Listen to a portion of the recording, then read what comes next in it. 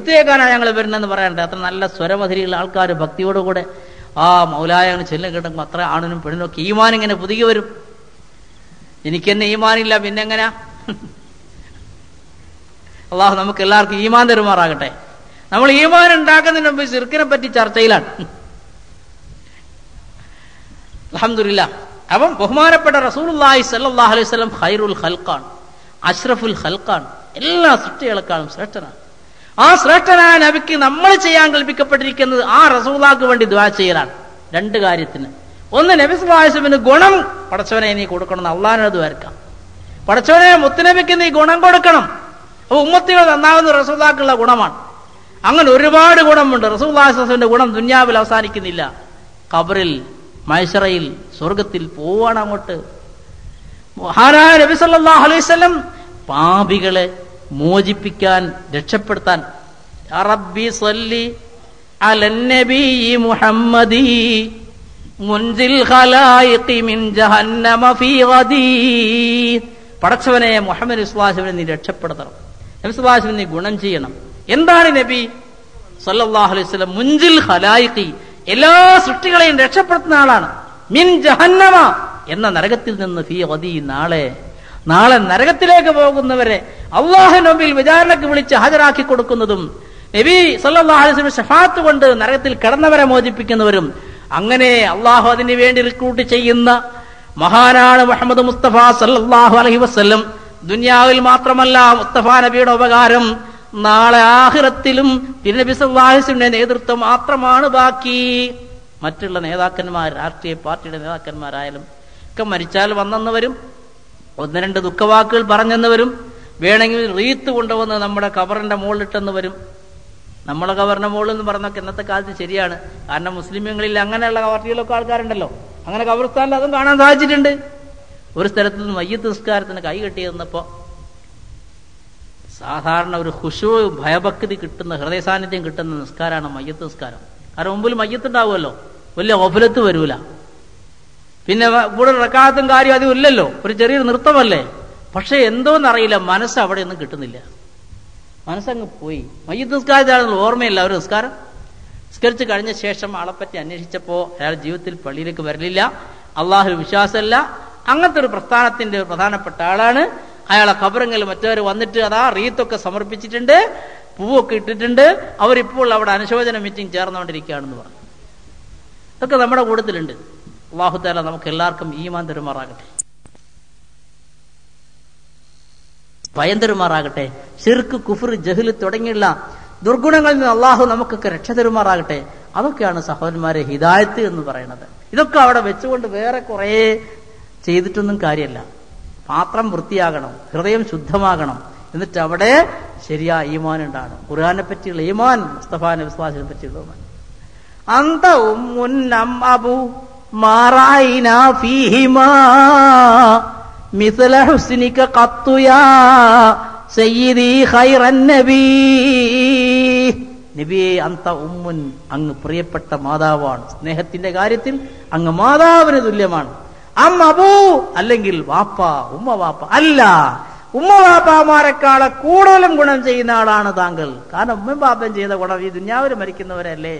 പാപ്പ വീടുണ്ടാക്കി തന്നു, ഉമ്മ ചെറുപ്പത്തിൽ പോറ്റി വളർത്തി തന്നു, ഭക്ഷണം തന്നു, ഇതൊക്കെ മരിക്കുന്നവരെ.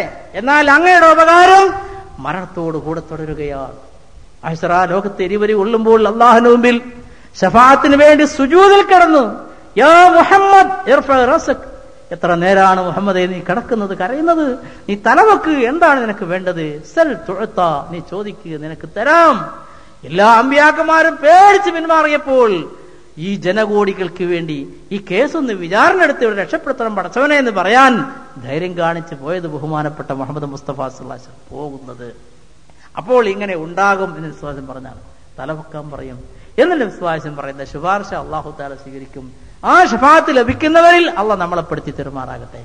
അതാണ് പറയുന്നത്, അശ്ശഫാഅത ഹബ്ലന ഫിൽ ഖിയാമത്തി മുഷ്ഫിഖാ വഹ്ലനാ ഇല്ലാ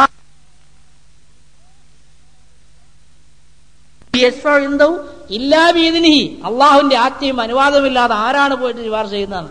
അള്ളാഹു തആല കൊടുക്കുമ്പോ ഇന്ന ആൾക്കാരൊക്കെ വിളിച്ചോന്ന് പറയുമ്പോ നബിയേ അങ്ങ് എന്നെ മറക്കരുതേ എന്ന് സന്തോഷത്തോട് പറയാണ്. എന്തൊരു സ്നേഹവായ്പയുടെ കവിതയാണ്. അതിൽ സാഹിത്യ മൂല്യങ്ങൾ കണ്ടെത്താനും നമുക്ക് കഴിയുന്നില്ല, ആദർശവീര്യം കണ്ടെത്താനും നമുക്ക് കഴിയുന്നില്ല. അങ്ങനെ കിടക്കുന്നു കാര്യം. മഹാനായ റസൂൽ കരീം സല്ലല്ലാഹു അലൈഹി വസല്ലം നേതൃത്വത്തിന്റെ ആ നൈരന്തര്യം ബോധ്യപ്പെടുത്താൻ വേണ്ടിയാണ് ഞാനിത് പറഞ്ഞത്.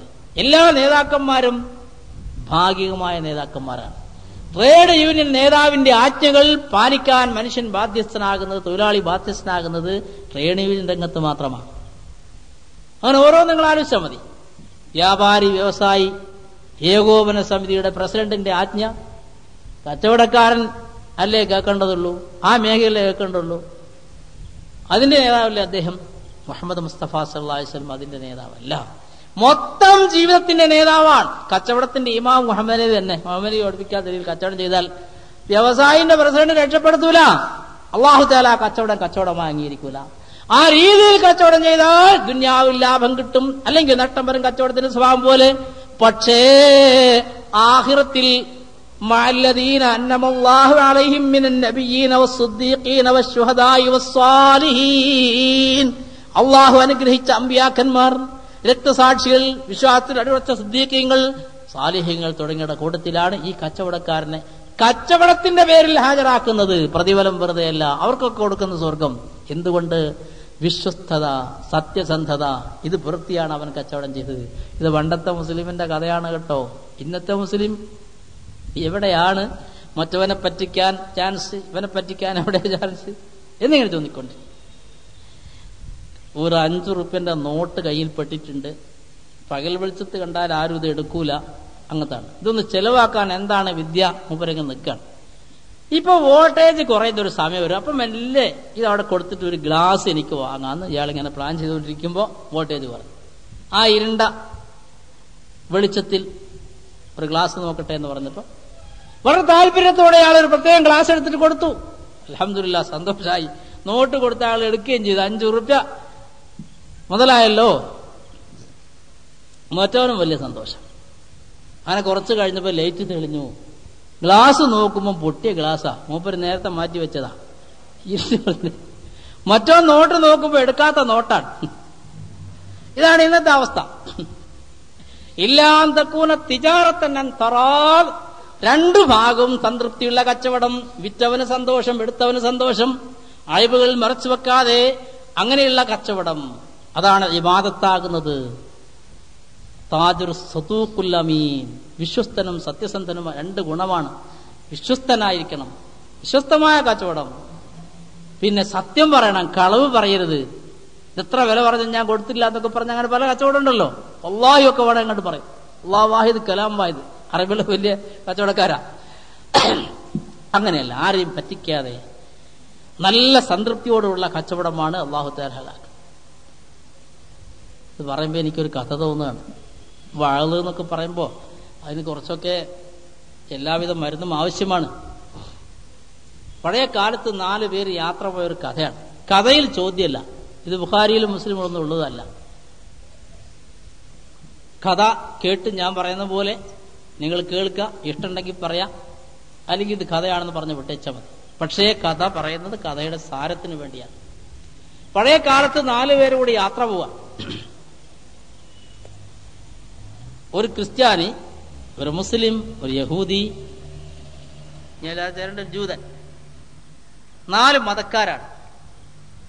ഇപ്പൊ നമുക്ക് രാഷ്ട്രീയമാണല്ലോ പറയാനുണ്ടാകും, വലിയ വിഷയം അതല്ലേ. അന്ന് മതങ്ങളാണ് പറയുന്ന കാലം. അവർ 4 പേരും യാത്രയിൽ ഇങ്ങനെ ഒരാളൊരു കഥ പറഞ്ഞ് മത്തിന്റെ കാര്യങ്ങൾ ഇങ്ങനെ പറഞ്ഞ് അവർക്ക് ഭക്ഷണം കഴിക്കേണ്ട സമയം നടന്ന് ക്ഷീണിച്ചിട്ടുണ്ട്. ഭക്ഷണപ്പൊതിയൊക്കെ ഒരു കൂടെ തന്നെ കൊണ്ടുവരും. ഇന്നത്തെ മാതിരി ഹോട്ടൽ സൗകര്യമല്ല. അങ്ങനെ ഇരുന്നപ്പോ ഒരു തർക്കം, ആരാണ് വിളമ്പേണ്ടത് എന്നാണ് തർക്കം. പണ്ടത്തെ കാലത്ത് അതൊക്കെ വലിയ കാര്യമാണ്, തൊടാൻ പാടില്ല, ആര് വിളമ്പണമെന്നായി. അപ്പൊ യഹൂദി വിളമ്പിയാൽ ജൂതന് പറ്റില്ല, ജൂതൻ വിളമ്പിയാൽ ഹിന്ദുവിന്, ഇങ്ങനെയുള്ള കുഴപ്പം. ഇപ്പോഴല്ലേ ആയിത്തൊക്കെ പോയത്. ഐത്തത്തിന്റെ രാജ്യമാണ്. മഹാത്മാഗാന്ധിയുടെ ആത്മകഥയിൽ പറഞ്ഞിട്ടുണ്ട്, അമ്മ ഉപദേശിക്കുമായിരുന്നു, സ്കൂളിൽ പോകുന്ന കാലത്ത് മോനെ പുറത്തു പോയി വരുമ്പോൾ കുളിച്ചിട്ടേ വീട്ടിൽ കയറാവൂ. കാരണം നാനാജാതിയുള്ള സ്കൂള് വഴിയിലൊക്കാരം കണ്ടുപോകൊണ്ട് കുളിച്ചിട്ടേ വരാവൂ. അങ്ങനെ കുട്ടി അങ്ങനെ കുളിച്ചിട്ട് വരുമ്പോൾ എപ്പോഴും കുളിക്കും പ്രയാസം. അപ്പൊ ഉമ്മക്ക് സ്നേഹം തോന്നി, ഉമ്മ ഒരു ഹിക്മത്ത് പറഞ്ഞു കൊടുത്തു. ഇനി അങ്ങനെ വല്ല അയിത്തോ ആയാൽ കുളിക്കാൻ പ്രയാസമുണ്ടതിൽ പകരം ഒരു വിദ്യയുണ്ട്, ഒരു മുസ്ലിമിനെ തൊട്ടാൽ മതി. അദ്ദേഹത്തിന് ആത്മകഥയുള്ളതാണ്. താണജാതിയെ തൊട്ട് അയിത്തമായി പോയാൽ അത് ശുദ്ധമാകാൻ ഒരു മുസ്ലിമിനെ തൊട്ടാൽ മതി. അപ്പൊ അന്നത്തെ മുസ്ലിമിനെ പറ്റി സവർണ ഹിന്ദുക്കളുടെ മനസ്സിൽ തന്നെ എത്ര ബഹുമാനമുണ്ടായിരുന്നു. അതെന്തുകൊണ്ടുണ്ടായി? അന്നത്തെ മുസ്ലിമീങ്ങൾ വിശ്വാസികളായിരുന്നു, മതമൈത്രിയുടെ ആൾക്കാരായിരുന്നു. നമ്മളോ ഇന്നത്തെ കഥ പോലെ. എന്താണ് കഥ? അപ്പൊ ഈ മുസ്ലിം ഉണ്ടല്ലോ മാപ്പിള, മൂപ്പര് പറഞ്ഞു, നമ്മളിപ്പോ ഏതാനും വളരെ ക്ഷീണിച്ചിരിക്കല്ലേ, നമുക്ക് വിശ്രമിച്ച ശേഷം ആഹാരം കഴിക്കാം, നമ്മളിപ്പോ ഉറക്കി കഴിഞ്ഞ ശേഷം നമുക്ക് ആഹാരം കഴിക്കാന്ന് പറഞ്ഞു. ഈ ഉറക്കത്തിൽ ഏതായാലും നമ്മളൊക്കെ ഓരോ സ്വപ്നം കാണും. കാരണം മതപരമായ കാര്യങ്ങൾ അത്രയും പറഞ്ഞ് ചൂടായതാണല്ലോ. ഉണർന്ന ശേഷം ഓരോരുത്തരും കണ്ട സ്വപ്നം അവതരിപ്പിക്കാം. ആരുടെ സ്വപ്നമാണ് കൂടുതൽ നല്ലത് അയാൾ വിളമ്പുക, ബാക്കിയുള്ളവർ വയ്ക്കാം. അങ്ങനെ തീരുമാനമായി. എല്ലാവരും കിടന്നു ഉറങ്ങിയെന്നാണ് ചരിത്രം. പക്ഷെ ഈ മുസ്ലിം മാത്രം ഉറങ്ങിയില്ല. പാവങ്ങൾ ക്ഷീണിച്ച് ഉറങ്ങി കൂർക്കം വലിക്കാൻ തുടങ്ങി. മൂപ്പരമെല്ലാം അവിടെ എണീറ്റ് പോയിട്ട് ചോറിന്റെ പാത്രമൊക്കെ കട്ടയിച്ചെടുത്ത് ചോറൊക്കെ സുഖമായി വയറ് നിറയെ വെച്ചു. എന്നിട്ട് ഒന്നും അറിയാത്ത മാതിരി അച്ചൽക്കാടെ മൂടി വെച്ചിട്ട് പോയിട്ട് കിടന്നു. കുറെ കഴിഞ്ഞപ്പോൾ ഓരോരുത്തരും എഴുന്നേൽക്കാൻ തുടങ്ങി. അവസാനം ഇയാൾ എണീറ്റ്, ഭയങ്കര ക്ഷീണം, വല്ലാത്ത ഉറക്കായി പോയല്ലോ, ഇനി ഓരോരുത്തർ കണ്ട സ്വപ്നം പറയാന്ന് പറഞ്ഞു. അപ്പൊ ക്രിസ്ത്യാനി പറഞ്ഞു, എന്റെ മതപ്രകാരം ഏറ്റവും നല്ലൊരു സ്വപ്നമാണ് ഞാൻ കണ്ടത്. അതായത് ഞാൻ രണ്ടാം ആകാശത്ത് ബഹുമാനപ്പെട്ട ഈസാ നബി അലൈഹിസ്സലാമിന്റെ അരികത്ത് പോയി അദ്ദേഹത്തിന്റെ ഉപദേശങ്ങൾ കേട്ടു. ആ കണ്ട കാര്യങ്ങളൊക്കെ അയാൾ ഇങ്ങനെ നന്നായിട്ട് സന്തോഷത്തോടെ പറഞ്ഞു. ഓ, നല്ല സ്വപ്നം തന്നെയാണെന്ന് പറഞ്ഞു. അപ്പൊ യഹൂദി പറഞ്ഞു, ഞാൻ കണ്ട സ്വപ്നം അതിനേക്കാൾ ഉയർന്നതാണ്. ബഹുമാനപ്പെട്ട മൂസാ നബി അലൈഹിസ്സലാം തൂരിസീനാ മലയിൽ അള്ളാഹുമായി സംസാരിച്ചു കൊണ്ടിരിക്കുന്നതും കയ്യിൽ വടി പാമ്പാകുന്നതും ആ രംഗമൊക്കെ ഇങ്ങനെ പറഞ്ഞു. അതൊക്കെ എന്നെ കണ്ട് ഞാൻ നിന്നുപോയി, നല്ല സ്വപ്നമാണെന്ന്. ശരി. ഹിന്ദു പറഞ്ഞു, ഞാൻ വൃന്ദാവനത്തിൽ പോയി ശ്രീകൃഷ്ണന്റെ കൂടെ, അവിടെയുള്ള കുറെ കാര്യങ്ങൾ ഹിന്ദുവും പറഞ്ഞു. മുസ്ലിം പറഞ്ഞു, സഹോദരന്മാരെ, ഞാൻ കണ്ട സ്വപ്നം അതിനേക്കാളൊക്കെ ഭയങ്കരമാണ്. ഞങ്ങളുടെ കൂട്ടത്തിൽ അതിധീരനായ അലി എന്ന് പേരായ ഒരാളുണ്ട്. അയാളെ കണ്ടാൽ തന്നെ പേടിയാവും. അയാൾ ചുവന്ന കണ്ണും വലിയ മീശയൊക്കെ ആയിട്ട് എന്റെ അടുത്ത് വന്നു, കയ്യിൽ വലിയൊരു വടിയുണ്ട്. അത് എന്നോട് പറഞ്ഞു, എന്താടാ വെന്ത ചോറുണ്ടായിട്ട് പട്ടിണിയെടുക്കാം, മര്യാദയ്ക്ക് ചോറെടുത്ത് വെച്ചാൽ അടിച്ചവന്റെ എല്ലി ഞാൻ സൂപ്പാക്കുമെന്ന് പറഞ്ഞു. ഞാൻ പറഞ്ഞു, തങ്ങളേത് എനിക്ക് ഒറ്റയ്ക്ക് വയ്ക്കാൻ പാടില്ല, എന്റെ കൂടെ 2-3 ആള് വേറെയുണ്ട്, അവരൊക്കെ വേഗം വിളിച്ച് വേഗം വയ്ക്കുക, അല്ലെങ്കിൽ ഞാൻ ഇപ്പൊ ശരിയാക്കുമെന്ന് പറഞ്ഞു. നോക്കുമ്പോ എന്റെ ക്രിസ്തീയ സഹോദര, നിങ്ങൾ രണ്ടാം ആകാശത്ത് ഈസാ നബി അലൈഹി സ്വലാമിന്റെ കൂടെ വർത്താനം പറഞ്ഞുകൊണ്ടിരിക്കുകയാണ്. യൂത സുഹൃത്തെ, നിങ്ങൾ തൂരിസീനാ മലയിൽ മൂസാ നബിയും അള്ളയും സംസാരിക്കുന്നിടത്താണ്. ഹിന്ദു സഹോദര, നിങ്ങൾ വൃന്ദാവനത്തിലാണ്. ഇയാള് വടിയായിട്ട് എന്റെ പിന്നിൽ പേടിച്ചിട്ട് സഹോദരന്മാരെ ഞാൻ ഉള്ള ചോറൊക്കെ വെച്ച് സത്യമാണ് പറഞ്ഞ, അല്ലെ നിങ്ങൾ നോക്കിയെന്ന് പറഞ്ഞു. പോയി നോക്കുമ്പോ നല്ല സ്വപ്നം, ഒരു വറ്റു ബാക്കിയില്ല. ഇതാണ് ആധുനിക മാപ്പയുടെ ചരിത്രം. ഏത് ജാതിയുടെ കൂടെ കൂടിയാലും അവനെ പറ്റിക്കാനുള്ള എല്ലാ വിദ്യയും നമ്മളെടുത്തുണ്ട്.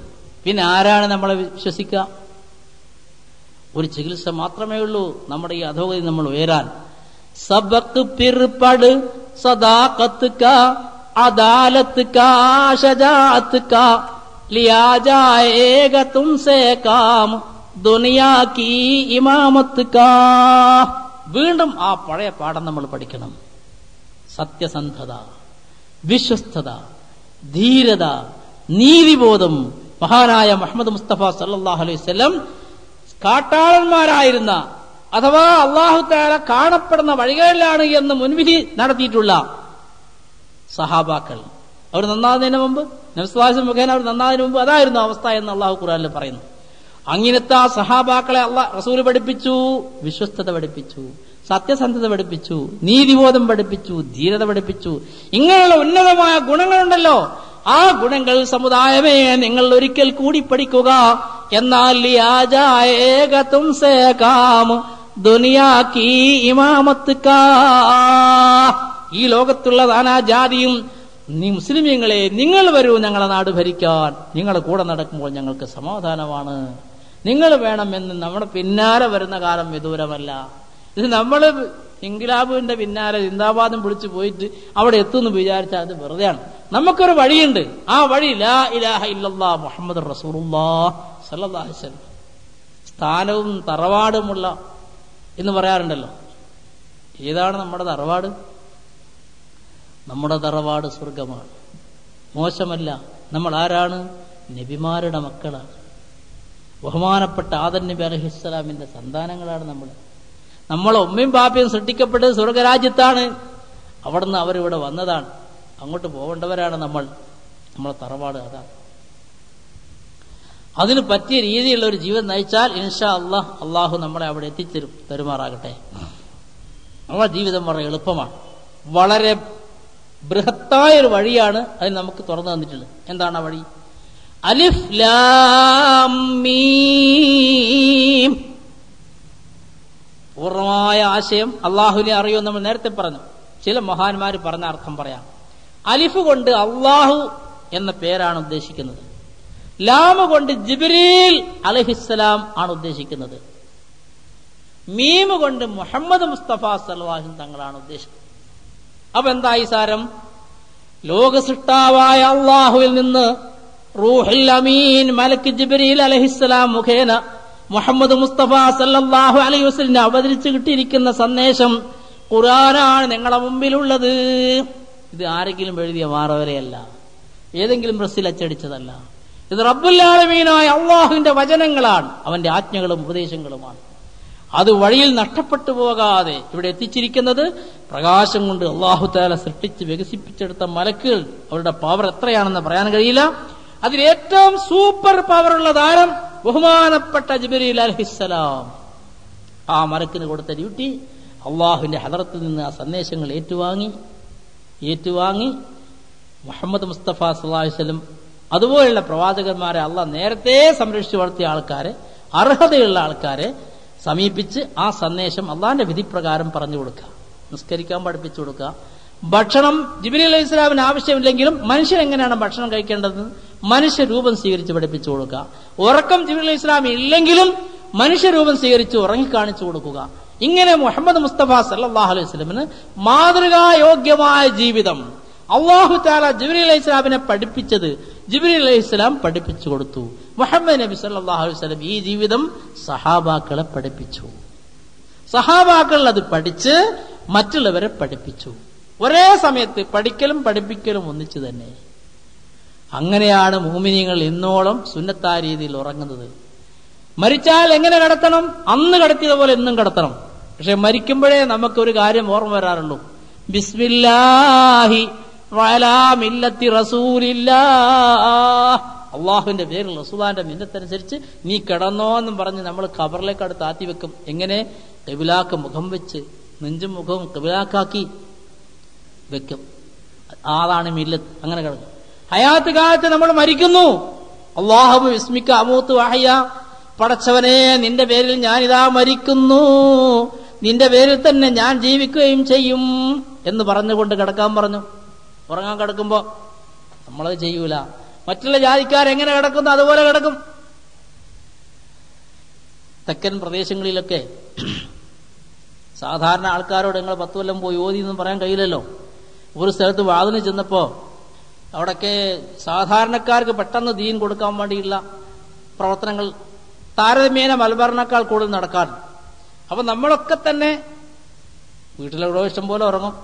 അത് 2 ദിവസം പള്ളിയിൽ ഉറങ്ങാം. സുന്നത്തായ രീതിയിൽ ഉളൂക്ക് എടുത്തിട്ട് ദിക്ർ ചെയ്ത് എന്നിട്ട് രാത്രി എഴുന്നേറ്റ് തഹജ്ജുദ് നിസ്കരിക്കാം. ഉസ്താദിന് കൊല്ലം ഉസ്താദ് ആവാൻ വേണ്ടി കുറെ കൊല്ലം പള്ളിയിൽ താമസം പഠിച്ചിട്ടുണ്ടാവും. പിന്നെ ഇപ്പം പഠിപ്പിക്കണോ അവിടെ തന്നെ ആയിരിക്കും, പള്ളിയിൽ തന്നെയാണ്. ഈ സാധാരണക്കാരന് ഈ അവസരം കിട്ടുന്നില്ലല്ലോ. അവനും വേണ്ടേ അള്ളാഹിന്റെ തൃപ്തി കിട്ടുക. അപ്പൊ അവരോട് പറയും, നിങ്ങൾ ഇത്ര കാലം വാങ്ങുക, നിങ്ങളൊരു 3 ദിവസം വരെ നമുക്ക് പള്ളിയിൽ പോയി കൂടിയിട്ട് അവിടുന്ന് ഇമാമും ജമാഅത്ത് നിസ്കരിച്ച് ബാക്കി സമയം ദീന് വല്ലതും പഠിക്കാം. നമുക്ക് സുന്നത്തായ രീതിയിൽ ഉറങ്ങാം, സുന്നത്തായ രീതിയിൽ ആഹാരം കഴിക്കാതൊക്കെ പഠിക്കാൻ വേണ്ടി വരിയെന്ന് പറയുമ്പോൾ പോകും. അങ്ങനെ ആ ഭാഗത്തൊക്കെ അൽഹംദുലില്ലാ ദീൻ പറ്റപ്പോഴത്ത് കുറെയൊക്കെ തിരിച്ചു വന്നു. അപ്പോൾ ഒരു സ്ഥലത്ത് വന്നപ്പോൾ ഇപ്പോൾ മുത്താലിമ്യങ്ങൾ കാര്യങ്ങളൊക്കെ ചോദിക്കും. ഒരു വലിയ മുത്താലിം വന്നിട്ട് എന്നോട് ചോദിച്ചു, ഈ 3 ദിവസത്തെ ഇങ്ങനെ പോകുന്നതിന് വേണ്ടിയിട്ട് പള്ളിയിൽ പഠിക്കുന്ന, പള്ളിയിൽ തന്നെ കൂടുന്ന ഞങ്ങളെപ്പോലത്തെ ആൾക്കാരോട് നിങ്ങൾ പറയേണ്ട ആവശ്യമുണ്ടോ എന്ന് ചോദിച്ചു. അപ്പൊ ഞാൻ ആ കുട്ടിയോട് ചോദിച്ചു, മോനെ ഓതാൻ തുടങ്ങിയിട്ട് എത്ര കൊല്ലമായി? 8 കൊല്ലമായി എന്ന് പറഞ്ഞു. 8 കൊല്ലമായി. ഇപ്പോഴെന്താണ് ഓതുന്നത്? മിഷ്കാത്താണെന്ന് പറഞ്ഞു. എവിടെ എത്തി? പകുതിയോളമായി. നിങ്ങൾ പോരെ കുട്ടികളെ ചോദിച്ചാൽ അങ്ങനെയൊക്കെ കൊല്ലങ്ങൾ പറയും. എന്നിട്ട് ഇവിടേക്കാണ് എത്തുക. പകുതിയായി. ഈ ഇത്രയും കാലം ഓതിയതിനിടയിൽ ഉറക്കിന്റെ സുന്നത്തുകളും മാതാവുകളും പറയുന്ന വല്ല ഹദീത്തോ വല്ല ഭാഗോ കടന്നു പോയിട്ടുണ്ടോ? കുട്ടി ആലോചിച്ച് പറഞ്ഞില്ല. ആദാമിന്റെ ഇഹയിലും മറ്റു പലയിടത്തൊക്കെ പറയാറുണ്ട്. ഞാൻ പറഞ്ഞു, ഇനി കുറച്ചുകൂടി മുന്നോട്ട് പോയാൽ ഒരു 3/4 ഭാഗം കൂടി കഴിയുമ്പോൾ ഉറക്കിനെ പറ്റിയുള്ള ഹദീസ് നബി സല്ലല്ലാഹു അലൈഹി വസല്ലം സഹാബാക്കളെ ഒക്കെ ഹദീസുകൾ വരും, ഇപ്പൊ പഠിക്കും. പക്ഷെ ഇതുവരെ 8 കൊല്ലം ഉറങ്ങിയതോ? എന്നാൽ നിങ്ങൾ ഇവരെ കൂടെ പോയാൽ ഇന്ന് ഇശാ നിസ്കരിച്ച് ഉറങ്ങുന്നതിന് മുമ്പ് അതിന്റെ സുന്നത്തുകളും ഒരാൾ എന്തൊക്കെയാണ് അവർ പറഞ്ഞു തരികയും അത് പ്രാവർത്തികമാക്കുന്നതിന്റെ കൂടെ നിങ്ങളും പ്രവർത്താക്കിയിട്ട് ഇന്ന് തന്നെ സുന്നത്തനുസരിച്ച് ഉറങ്ങും. ഉറങ്ങിയാൽ ഉണരുന്നത് വരെ 6 മണിക്കൂറാണെങ്കിൽ 6 മണിക്കൂർ നിങ്ങൾ ഏറ്റവും ശ്രേഷ്ഠമായ ഒരു അമലാണ് ചെയ്യുന്നത്. ദിക്ർ ചെയ്തുകൊണ്ട് ഇങ്ങനെ ഉറങ്ങിപ്പോയി. മലക്കുകൾ എഴുത്തു നിർത്തി, നമ്മളെല്ലാം പറയുന്ന എഴുതുന്നുണ്ടല്ലോ, മലക്കുകൾ എഴുത്തു നിർത്തി. അള്ളാഹ് ചോദിക്കുന്നു, ഹദീസാണ് കേട്ടോ, അള്ളാഹ് ചോദിക്കുന്നു, മലക്കുകളെ നിങ്ങൾ എന്താണ് ഇപ്പൊ എഴുതാത്തത്? പടച്ചവനെ, നിന്റെ അടിമ ഉറങ്ങിപ്പോയി, അയാളിപ്പോ ദിക്ർ ചെയ്യുന്നില്ല, അതുകൊണ്ടാണ് ഞങ്ങൾ എഴുതാത്തത്. അപ്പൊ അള്ളാഹ് പറയുന്നു, ഞാനല്ലേ എന്റെ അടിമയെ ഉറക്കിയത്, അവനല്ലല്ലോ, ഞാനല്ലേ ഉറക്കിയത്. ഉറക്കിയില്ലെങ്കിൽ അവൻ ദിക്ർ ചെയ്തുകൊണ്ടിരിക്കല്ലോ, നിങ്ങൾക്ക് ഉറക്കില്ലല്ലോ, നിങ്ങൾ എഴുതിക്കൊണ്ടിരുന്നോ ഉണരുന്നത് വരെ. ഏതൊരു ദിക്റോടുകൂടെയാണ് ഇയാൾ ഉറങ്ങിപ്പോയതെങ്കിൽ ഉണരുന്നവരെ ആ മനുഷ്യന്റെ ഏട് പ്രവർത്തിക്കുകയാണ്, മലക്കുകൾ എഴുതുകയാണ്. ദാക്കിരീങ്ങളെ കൂട്ടത്തിൽ എഴുതി രേഖപ്പെടുത്തുമ്പോൾ 6 മണിക്കൂർ ദിക്ർ ചെയ്ത് ഉണർന്നുകൊണ്ട് നമ്മൾ ചെയ്യൂലല്ലോ. അപ്പൊ ഒരു കണക്കിന് വളരെ ശ്രേഷ്ഠമായ ഒരു അമലാണ് ഉറങ്ങാന്ന് പറഞ്ഞാൽ. ഒരു കണക്കിന് നിസ്കാരത്തെക്കാളും ശ്രേഷ്ഠം എന്ന് പറയേണ്ടി വരും. ആ മൊലിയാർ അബദ്ധം പറഞ്ഞ് നിങ്ങൾ പറയരുത്, പറയുന്ന കോലം മനസ്സിലാക്കിയിട്ട് പറഞ്ഞാൽ മതി. തടി കൊണ്ടെടുക്കുന്ന ഇബാദത്തിന്റെ കൂട്ടത്തിൽ വെച്ച് ഏറ്റവും ശ്രേഷ്ഠമായ നിസ്കാരം തന്നെ, അത് മറച്ചു വെക്കുകയല്ല. പക്ഷേ ഈ ശ്രേഷ്ഠമായ നിസ്കാരം സഹിയാകണമെങ്കിൽ അതിന് ഫർളുണ്ട്, ഷർത്തുണ്ട്, ആദാബുകളുണ്ട്. അതിന് ഖുശൂ വേണം, ഖുദൂ വേണം, ഹൃദയ സാന്നിധ്യം വേണം. അരനിമിഷവും തെറ്റിപ്പാതെ ഗഫലത്തില്ലാതെ നിസ്കരിക്കണം അല്ലേ. തുസല്ലി ബിലാ ഖൽബിൻ സ്വലാത്തം ബിമിസ്ലിഹാ യകൂനുൽ ഫതാ മുസ്തൗജിബൽ ലിൽഉഖൂബത്തി. മനുഷ്യ, നീ ഹൃദയ സാന്നിധ്യമില്ലാതെ നമസ്കരിക്കുന്നു, ഈ നമസ്കാരം കാരണമായി മനുഷ്യൻ അള്ളാഹുവിന്റെ അദാബിന് വിധേയനാകുന്നു. നിന്റെ നിസ്കാരം തന്നെ സൃഷ്ടിക്കാൻ പറ്റിയൊരു അമലാണ് എന്ന് മഹാൻ പറഞ്ഞതുപോലെ, ഹൃദയ സാന്നിധ്യമില്ലാതെ. അപ്പൊ അള്ളാഹ് പ്രതിഫലം തരുന്ന, സ്വീകരിക്കപ്പെടുന്ന പഴയ വസ്ത്രം പോലെ മുഖത്തേക്ക് വലിച്ചെറിയാത്തൊരു നമസ്കാരമാകണമെങ്കിൽ അതിന് കുറച്ച് പണിയുണ്ട്. ഏറ്റവും വലുത് ഹൃദയ സാന്നിധ്യം വേണമല്ലോ. പക്ഷെ ഉറങ്ങാൻ അത് വേണോ? വേണ്ടല്ലോ. ഉണർന്നപ്പോഴല്ലേ നമ്മൾ ബെഡിലാണോ വായലാണോ എന്നൊക്കെ അറിയണത്, ഏത് രാജ്യത്താണെന്ന് അറിയുന്നത്. ഉറങ്ങിയ പിന്നെ അത്രയും സമയം നമ്മൾ അള്ളാഹുവിന്റെ കൺട്രോളിലായി, മലക്കുകൾ നമ്മുടെ നന്മ എഴുതിക്കൊണ്ടേയിരിക്കുന്ന അവസ്ഥയിലായി. അങ്ങനെ നിങ്ങൾ ആലോചിച്ച് നോക്കി. അതിന് നമ്മൾ എന്താ ചെയ്യേണ്ടത്? ഉറങ്ങുന്നതിന് മുമ്പ് വുദു എടുക്കണം. ലാ തജ്ലിബൻ നൗമൻ ഫലാ തകുനായിമ ഇല്ലാ ലാ ദിക്രിൻ വതുഹ്രിൻ കാമിലാ. ഇതൊക്കെ പണ്ട് ഞങ്ങൾ പള്ളിയിൽ പഠിക്കും, തസൂഫിന്റെ ഉപദേശങ്ങളാണ്. നീ ഉറക്കം വലിച്ചു കൊണ്ടുവരണ്ട. ഉറക്കം വരുമ്പോ നീ ഉറങ്ങാതിരിക്കും വേണ്ട, ഉറങ്ങണം. തുഹർ വേണം, നല്ല ശുദ്ധി വേണം, വുദു എടുക്കണം, ദിക്ർ വേണം. അപ്പൊ ചെയ്യേണ്ട ദിക്റുകൾ വേണം. എന്തൊക്കെയാ ദിക്ർ? ഫാത്തിഹ, സൂറത്ത് ഓതുക, ഖിബ്ലക്ക് തിരിഞ്ഞിരിക്കുക, വിരിപ്പ് 3 പ്രാവശ്യം തട്ടുക. ഇതൊക്കെ അന്ന് പഠിക്കുന്നതാണ്. അത് പഠിച്ച ഉസ്താദന്മാർ അങ്ങനെ തന്നെ പഠിച്ചങ്ങോട്ട് പോയി. പിന്നെ ഇപ്പം വേറെ രീതിയിലുള്ള ഒരു അവസ്ഥ വന്നു. അള്ളാഹ് നമുക്ക് നല്ല അവസ്ഥ തരുമാറാകട്ടെ. അള്ളാന്റെ ദീന് അള്ളാഹ് നഷ്ടപ്പെടുത്തൂലല്ലോ. ഖിയാമത്ത് നാൾ നിലനിൽക്കണ്ടേ? അള്ളാഹു സുബ്ഹാനഹു വ തആല അഹ്ലുബൈത്തിനെയാണ് ഈ ദീൻ ഏൽപ്പിച്ചിരുന്നത്. അഹ്ലുബൈത്തിന്റെ നേതൃത്വം പഴയ കാലഘട്ടങ്ങളിൽ, ചരിത്രത്തിന്റെ പഴയ താളുകളിൽ നിങ്ങൾക്ക് കാണാൻ പറ്റും. തങ്ങൾ എന്ത് പറഞ്ഞോ അത് അള്ളാഹ് അങ്ങ് സ്വീകരിക്കും. അജാതി തങ്ങളാണ് പണ്ടത്തെ കാലത്ത്. തങ്ങളിത് വേറെന്നാ മഴ കിട്ടും. വലിയ പള്ളിയുടെ ഭീമ് ആര് പിടിച്ചിട്ടും പൊന്നുന്നില്ല. തങ്ങൾ പാപ്പ 2 റക്അത്ത് സുന്നത്ത് നിസ്കരിച്ചത് വേറെ, നീ ഇങ്ങോട്ട് വരീന്ന് പിടിച്ചാട് പൊന്തല തന്നെ. അങ്ങനെ തങ്ങന്മാര് മുമ്പിൽ ആ വിശ്വാസം കൊണ്ടാണല്ലോ പണ്ട് നമ്മൾ മാപ്പിളകളൊക്കെ ആയുധമെടുക്കാതെ പോയത്. തങ്ങളെ മുമ്പിലുണ്ടാവേണ്ട വെടിവെച്ചാൽ പൊട്ടൂല എന്നുള്ള വിശ്വാസമായിപ്പോയി. ചിലർ തങ്ങൾമാരെ താത്തി പറയല്ല ചെയ്യുന്നത്. പക്ഷേ എന്റെ കുടുംബത്തിന്റെ മഹത്വം എന്റെ സുന്നത്ത് മുറുകെ പിടിക്കുന്നവർക്ക് മാത്രമാണെന്ന് ബഹുമാനപ്പെട്ട റസൂലുള്ളാഹി സ്വല്ലല്ലാഹു അലൈഹി വസല്ലം പറഞ്ഞു. തലമുറ മാറി വന്നപ്പോൾ പലർക്കും അത് അത്ര ആവാതെ വന്നു. മുമ്പുള്ളവർ നല്ല അവസ്ഥയിൽ തന്നെ ക്രമേണ വന്നപ്പോ, ദീനിൽ വലിയ താല്പര്യമില്ലാതെ വന്നപ്പോ അല്ലാഹു സുബ്ഹാനഹു വ തആല നേതൃനിരയിൽ നിന്ന് അവരെങ്ങനെ മാറ്റിയിട്ട് തങ്ങന്മാരല്ലാത്ത ആലിമ്യങ്ങളെ ഏൽപ്പിച്ചു. പടച്ചോനെ പേടിയുള്ള മലബാറുകാരായ സാധാരണക്കാരായ ആലിമ്യങ്ങൾ ഒരു കറാഹത്തും ചെയ്യില്ല, ഒരു ഹറാമിലേക്ക് നോക്കില്ല. അങ്ങനെ മുത്തഖീങ്ങളായി യംശൂന അലൽ അർളി ഹൗനാ, വളരെ സമാധാനത്തോടെ ഭക്തിയോടെ ഭൂമിയിൽ നടക്കും. ആ സഹാബാക്കളുടെ ഗുണങ്ങളത്തോട് നടക്കുന്ന പഴയ ആലിമ്യങ്ങളുണ്ടായി. അവർ അള്ളാഹുവുമായി വളരെ അടുത്തു. പരിവേഷങ്ങളില്ല. പടച്ചവനോട് ചോദിച്ചാൽ അള്ളാഹ് തങ്ങോട്ട് സാധിപ്പിക്കൽ തന്നെ. കാരണം അള്ളാഹ്ക്ക് വേണ്ടിയാണ് അവർ ജീവിക്കുന്നത്. അപ്പൊ അള്ളാഹ് അവർക്ക് വേണ്ടിയായി. മൻകാന ഇല്ലാഹി കാന അല്ലാഹു ലഹു. ആർ അള്ളാഹ്ക്ക് വേണ്ടിയാകും, അള്ളാഹ് അവർക്ക് വേണ്ടിയാകും. ഞങ്ങളുടെ നാട്ടിൽ 10-40 കൊല്ലം ദിവസം നടത്തിയ ഉസ്താദ്, അദ്ദേഹം വഫാത്തായിപ്പോയി. അദ്ദേഹത്തിന്റെ പരലോകം അള്ളാഹ് നന്നാക്കി കൊടുക്കുമാറാകട്ടെ. ധാരാളം ദിക്ർ ചെയ്യും. അദ്ദേഹത്തിന്റെ കാലത്ത് നാടന്മാരൊക്കെ തന്നെ ഫുൾ കൈയിടും സുന്നത്തനുസരിച്ചിട്ട്. മുതാലിമായിരുന്നപ്പോൾ അദ്ദേഹത്തെ കാണാൻ വേണ്ടി ഞാൻ ചെന്നപ്പോ ഒരു വിനയം കാണിക്കാച്ച് ഞാൻ കുപ്പായക്കൈ, അന്ന് ഇൽമൊന്നും അധികം പഠിച്ചിട്ടില്ല, അത്രയും വലിയ ഉസ്താദിനടുത്ത് പോവല്ലേ, ഞാൻ മുസ്ലിയാരായെന്ന് തോന്നണ്ടെന്ന് വിചാരിച്ച് ഞാനൊന്നും മെല്ലെ ഇങ്ങനെ, പരിഷ്കാരത്തിനല്ല, പേടിച്ചുകൊണ്ടൊന്നും കൊണ്ട് മടക്കി വെച്ചു. മൂപ്പർ അതിന് തന്നെ എന്നോട് ശകാരിച്ചു. അതെന്തിനാ മടക്കി വെച്ചത്, സുന്നത്ത് ഇങ്ങനെയല്ലേ എന്ന് ചോദിച്ചു. അപ്പോഴും ഓർമ്മയുണ്ട് എനിക്ക്. അങ്ങനെ സുന്നത്തിന് വേണ്ടി അദ്ദേഹം ജീവിച്ച് നല്ല മനുഷ്യനായിരുന്നു. അദ്ദേഹം പറയും പോലെ പടച്ചവൻ സ്ഥാപിച്ചു കൊടുക്കുകയൊക്കെ ഉണ്ട് പല കാര്യങ്ങളും. അപ്പോ മഴ കിട്ടാതെ വിഷമിക്കുകയാണ്. ഇന്നത്തെ മാതിരി മോട്ടോർ ഉപയോഗിക്കാനൊന്നും കഴിയാത്ത കാലല്ലേ. മഴയില്ല, കൃഷി ചെയ്യാൻ പറ്റുന്നില്ല, കാലുകൾ കുടിക്കാനില്ല, ആകപ്പാടെ വിഷമമായി. അങ്ങനെ ഉസ്താദിനോട് പറഞ്ഞു, ഉസ്താദ് മഴനെ തേടുന്ന നമസ്കാരം നടത്താം നമുക്ക്, അതുകൊണ്ട് നിങ്ങൾ 3 ദിവസം നോമ്പ് നോക്കി ഇസ്തിഗ്ഫാർ ചെയ്യുന്നൊക്കെ പറഞ്ഞ് നാട്ടുകാരോട് നമുക്കൊന്ന് മഴ തേടുന്ന നമസ്കാരം നിസ്കരിക്കണം എന്ന് പറഞ്ഞു.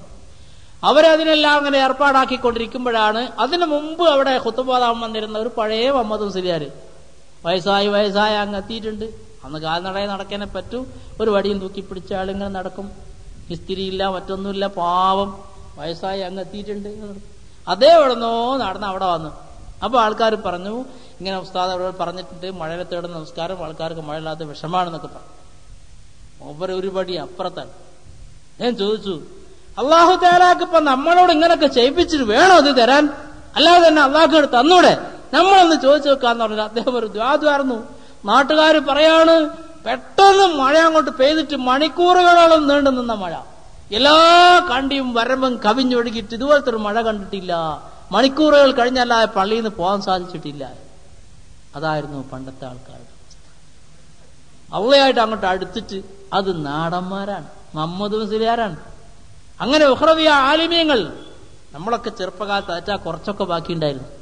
അന്നൊക്കെ ഒരു പേടി എന്താന്ന് പറഞ്ഞാൽ, ഈ അഭ്യസ്ത വിദ്യരായ ആൾക്കാരുണ്ടല്ലോ, സ്കൂളിലും കോളേജിലൊക്കെ പോകുന്നവർ, അവർ ക്രോപ്പും വെച്ച്, അതൊക്കെ അക്കാലത്ത് കാഫറാകുന്നതിന് തുല്യമാണ് ക്രോപ്പൊക്കെ വെക്കാന്ന് പറഞ്ഞാൽ. മീശ വെക്ക, താടി പഠിക്ക, അണ്ടർ ദി നോസസ്